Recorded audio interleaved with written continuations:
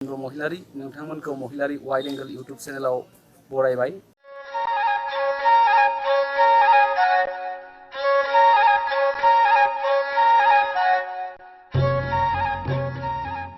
आं दा दङ नैबे महामाया मन्दिराव। बे महामाया मन्दिरा धुब्री डिस्ट्रिक्टनिफ्राय सानजाहा 30 किलोमीटर डिस्टेंसआव, लोगोसे बे जा नैबे बिलासिपारा बेनिफ्राय 10 किलोमीटर सोनाबहा दङ। दिनैनि बे भिडिअआव नोंथांमोननो श्री श्री महामाया मन्दिरनि गासै नुथायखौ दिन्थिनो लादों। नोंथांमोना नुनाय नैबे गोजौ सिरिनि हेफाजाबजों जों मन्दिरसिम थांगोन। दानि आं दङ नैबे महामाया मन्दिरनि गेटसिम, लोगोसे नोंथांमोननो साथिंजाय थांनानै गासै नुथायखौ दिन्थिनो लादों।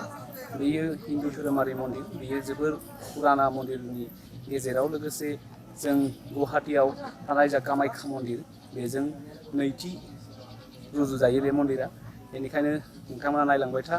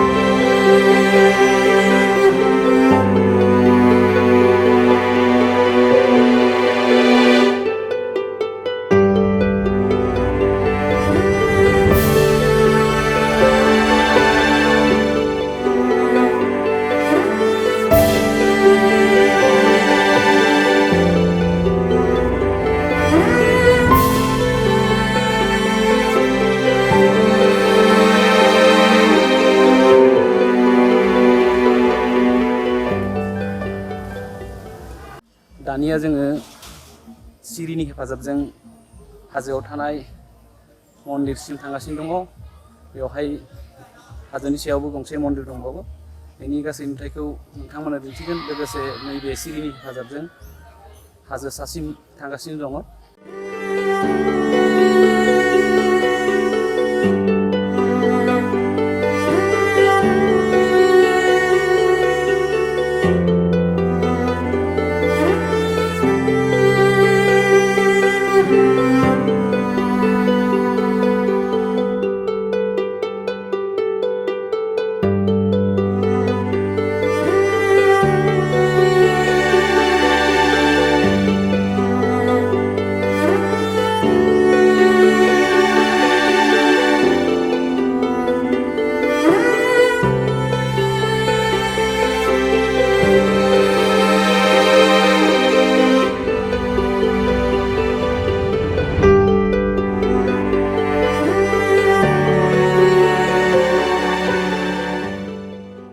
सिरिनि हेफाजाबजों नैबे हाजो सायाव थानाय महामायानि गुबुन मोनसे मन्दिर बेसिम सफैबाय। नोंथांमोना नुनो मोन्दों नैबे ब्लग भिडिअनि हेफाजाबजों बे मन्दिरनि नुथायखौ।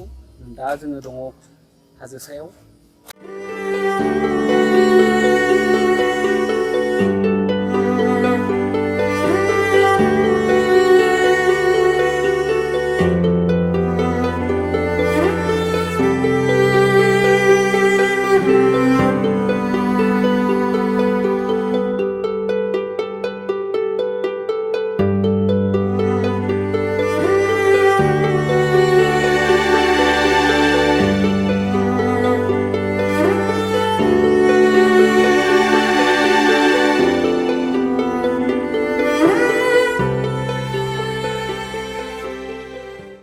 गासै नायगिरि लोगो नोंथांमोन, दानिया महामाया मन्दिरनि गासै नुथायखौ जोंना नायफुंनाया जाजोब्बाय। दानिया बे मन्दिरसिम फैनायनि कम्युनिकेशन लामाया जाहैबाय नोंथांमोना धुब्री टाउननिफ्राय सानजाहा 30 किल'मिटारनि गेजेराव बेसिम मोनफैनो हागोन लोगोसे बिलासिपारानिफ्राय 10 किल'मिटार सोनाबथिंजाय बे जायगासिम सफैनो हागोन।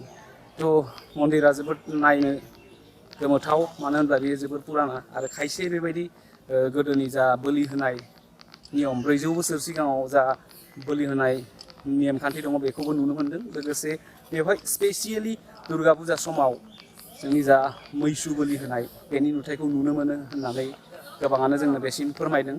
गतिके नोंथांमोना जुदि फैयोब्ला नायफैनो हागोन। लोगोसे बे जोबोद मुंदांखा हिन्दु धोरोमारि मन्दिर नोंथांमोना फैनानै नायफै लोगोसे बेनि समायना नुथाय लोगोसे खाथियावनो जोबोर समायना हाजो दङ बेयावबो गोबां मन्दिर दङ बेनि गासै नुथायखौ नोंथांमोना नायफै। लोगोसे बे ब्लग भिडिअनि हेफाजाबजों नोंथांमोननो जेसेबांखौ हायो आं कभार खालामबाय। आसा खालामो नोंथांमोना बे ब्लग भिडिअखौ नायनानै गोजोननाय मोनगोन। लोगोसे गासै धोरोमारि सुबुंफोरनो नोंथांमोननो बे भिडिअखौ शेयार खालाम। लोगोसे भिडिअखौ मोजां मोनदोंब्ला लाइक खालाम। जोबथारनायाव दानिया आं बे महामाया मन्दिरनिफ्राय ओंखारलांफिननो लाबाय। इयुनाव बे मन्दिरसिम फैनायनि मिजिंथिजों दिनैनि बे ब्लग भिडिअखौ बेखिनियावनो फोजोबबाय। गोजोन्थों। जै बर' हारिनि जै।